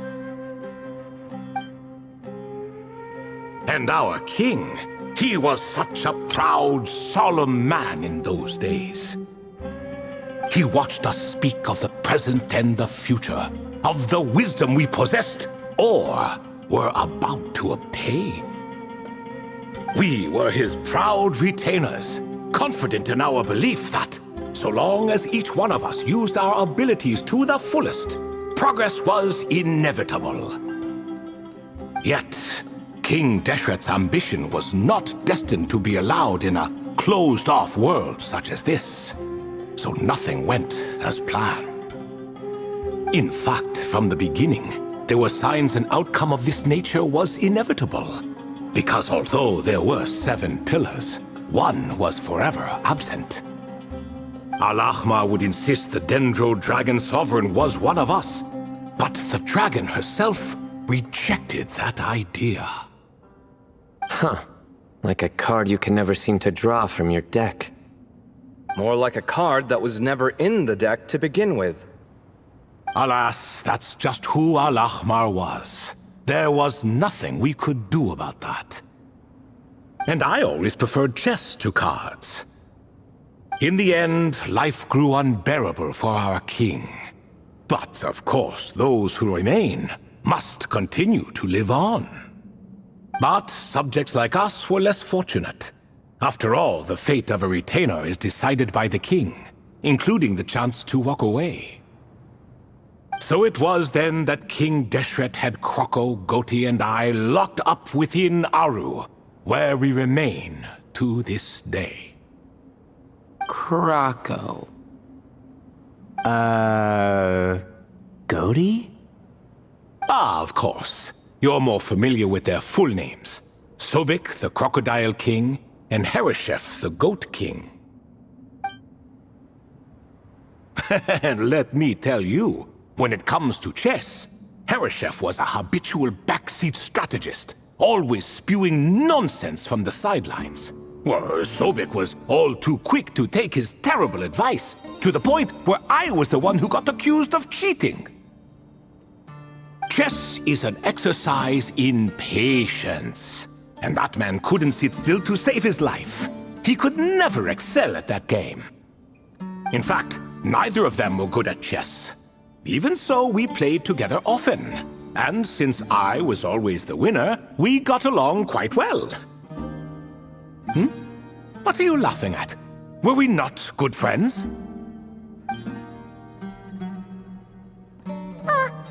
No one's laughing.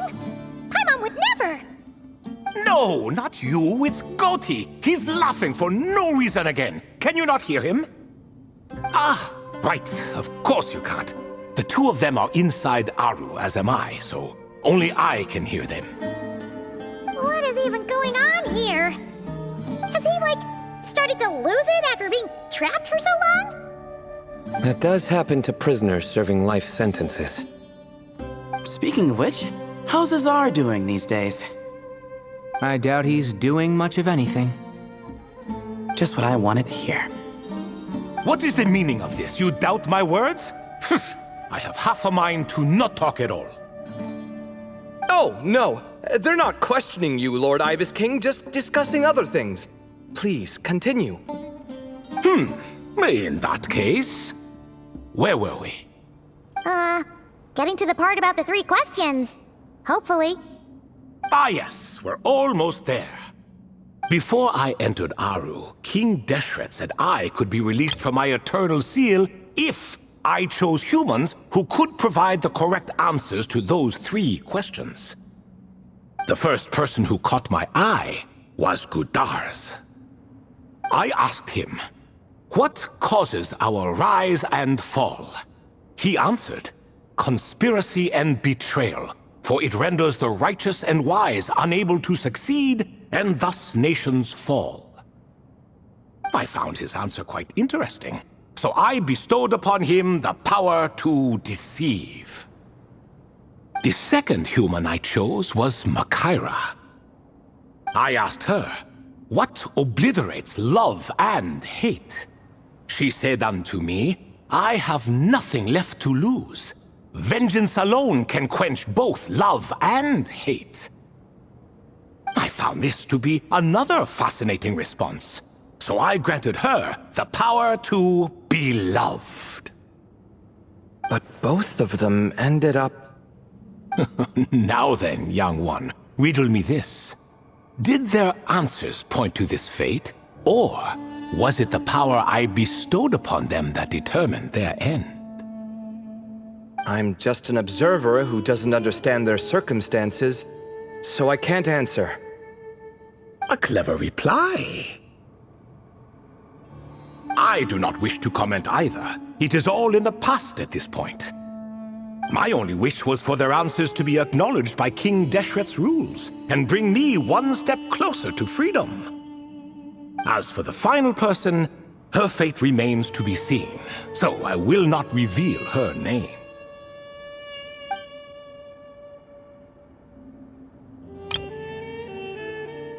I asked her, what determines truth and falsehood? And found her answer quite compelling, so I bestowed upon her a gift to match. As you can see, however, I have not been freed, so it's clear the answer she gave at that time was wrong. But alas, 3 people were chosen and 3 questions were asked, so now all I can do is wait. Wait until her wisdom is in line with the rules set forth by my king. Until she has found the true answer to that question. No wonder there was no 3rd stone slab then. Or perhaps you're just not ready to include her in the story. Though that might be a generous interpretation. Well, it's not merely because her story remains unfinished. As the remaining priests of this place left, or passed on, there were none left to record the events that followed. Besides, stone slabs are few and far between in the Great Red Sands.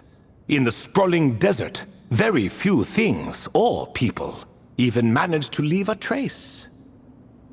But sometimes I can't help but wonder, if that young man from several centuries ago had been willing to answer my question, would I have left Aru by now? Wait, so there was someone else? Of course, it has been thousands of years after all. All sorts of people have stumbled upon this place, but I only chose the special ones. That young man had such a singular intelligence, though his companion, by contrast, was rather average. The author of those notes we found? The student named Zandik? Ah, yes, I think that was his name. In truth, I was unsure whether I should grant him my third remaining gift. He was, of course, exceedingly clever, but he was also mistrustful and narcissistic in equal measure, and there did not seem to be a line he was unwilling to cross. Too much power could be dangerous in the hands of someone like him, so I found myself rather relieved when he declined my gift. Oh, he turned you down? Did he give a reason? Yes. He said he didn't need it. I still remember the look in his eyes. Nothing stood out per se, and still I could sense contempt and disdain radiating from his gaze. I could not give an exact reason, but on instinct I just knew it would not end well to get close to a man like that. So, I tricked him. Stick close to your companion, I said. Only the descendants of Tulatula can come and go as they please. Leave him behind, and there is no escape for you. So, does that mean his companion wasn't a descendant of Tulatula? Oh no, that part was true. The lie was in the other half. Anyone can enter or exit this place. There are no restrictions. I saw that his companion was exhausted and was concerned Zandik might leave him behind, or worse, that some other accident might befall him. So I made up an excuse to prevent Zandik from going a step too far. Oh, and speaking of, Sandik's companion had the same blue hair and pointed ears as you. Wait, does that mean Layla's also a descendant of Tulatula? Indeed. When Hermanubis founded that city, he took in many who had nowhere else to go. Today their progeny are scattered to the four winds, and indeed are far more numerous than I could have imagined. So the person you protected could have been my ancestor. Yes, yes. You're very welcome for that. Could I ask another question, Lord Ibis King? Of course. I have nothing but time, I'm afraid. Did you also save me and a man named Jur? I did.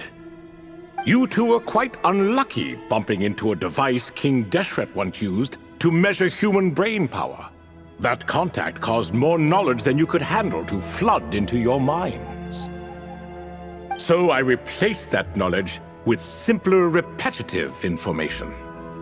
Of course, the side effect being the same thought repeating over and over again in your mind, but that should resolve itself in time. How many moons are there in the sky? Yes, that was the phrase I used in your head. I forgot the other one, though. I believe it had something to do with food. Both were spur-of-the-moment decisions, so no need to dwell on the meaning too much. Oh, I see. Thank you, Lord Ibis King. As I said, young one, you are most welcome. If you're inclined to return the favor, perhaps you could turn off that device so no one else can trigger it? There's only so much a cat's paw can do, so I'm afraid this is something I must leave to you. Or Marak, I suppose. Oh, splendid! Another one bites the dust. Such is the fate of things here. Day by day, little by little, the remnants of ages past fade into obscurity. For that reason, the gifts of bygone eras, be they tied to your blood or technological in nature, are not to be revered. They are tools, nothing more. Disrespectful? I simply make the most of what I have. Besides, our king has been gone all these years. What good does it do to revere him now? Oh, are you talking to the Goat King again? No, Croco this time. He's pestering me for another game of chess. Says he wants to even the score. Wishful thinking, if you ask me. If we counted one push-up for every loss, he'd owe me 300,000 by now. Of course, that's just a rough estimate. I've never kept count. It appears that's something you like. Being someone unable to be defeated. I suppose so. All right then. Time for me to extend my winning streak, and for you all to head home.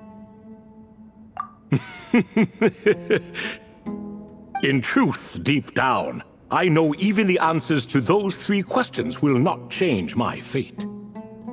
But that is for me to reckon with. Go on now.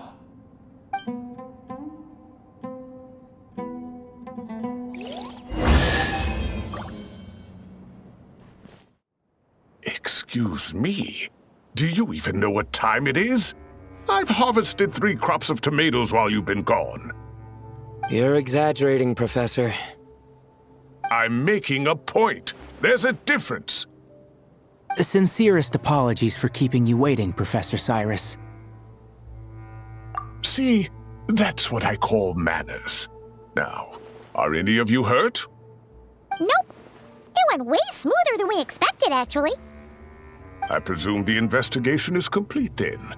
Come, tell me all about it.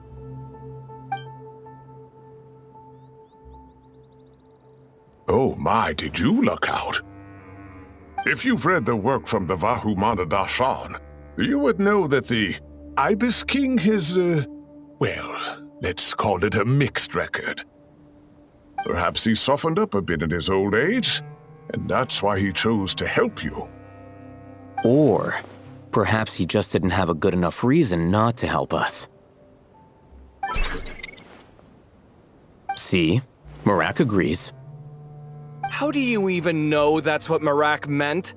That could have just been a happy noise. In any case, there's a lot to be happy about.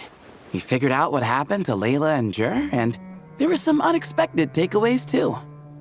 Yeah, I never expected to learn about my ancestry.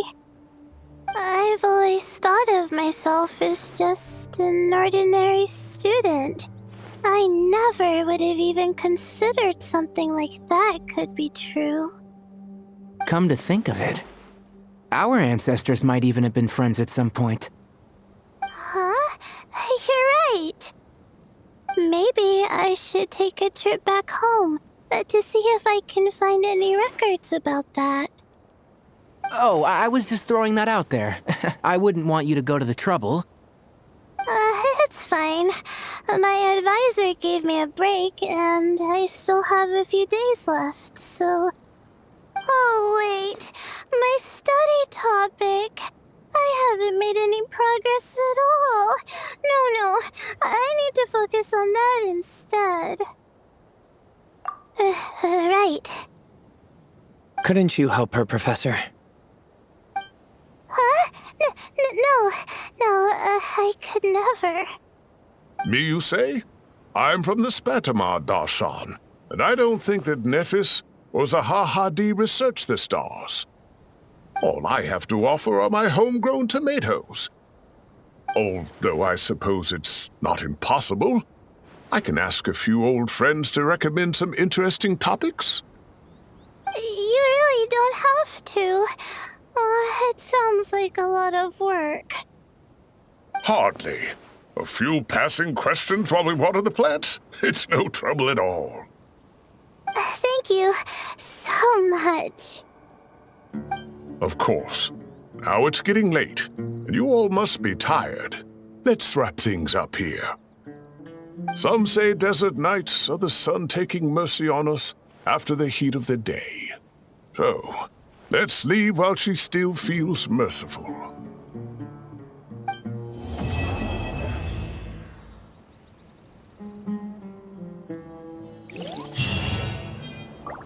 Girl must be leaving soon.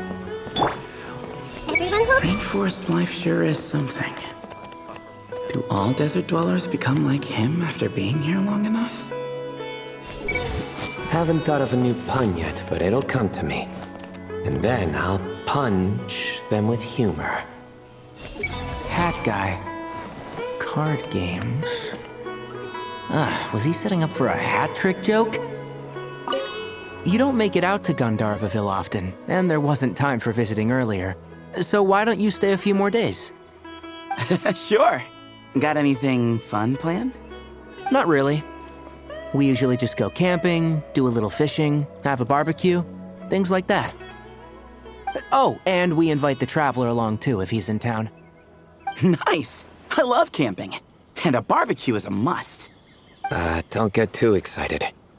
You might not know this, but Tighnari doesn't use seasoning when he grills.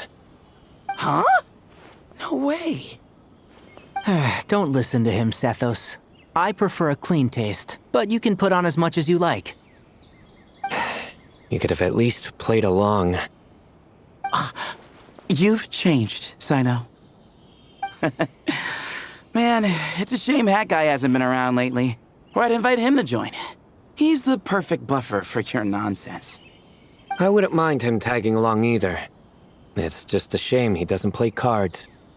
Do you want to know why? Absolutely not. Seriously though, where did he go? Has anyone seen him around at all? I heard he's taking care of something in Notcry. Oh, well, I hope it all works out.